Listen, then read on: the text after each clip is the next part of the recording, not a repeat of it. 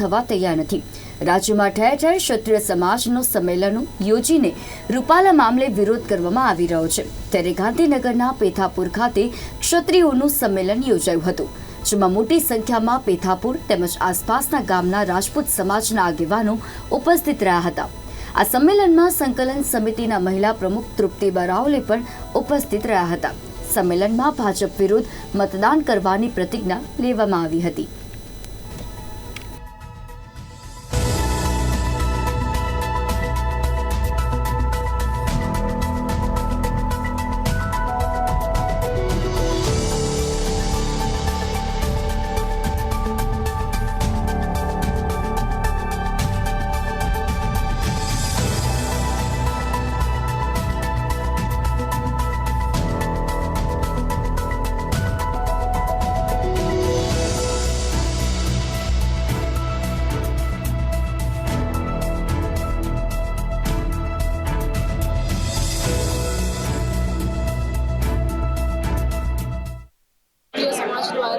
મત જાગૃતિ માટેનું એક અસ્મિતા આંદોલન ચાલી રહ્યું છે। એ માટે મત જાગૃતિ માટે મોટી સંખ્યામાં અહીં પેથાપુરના ભાઈઓ બહેનો અને માતાઓ જોડાયા હતા।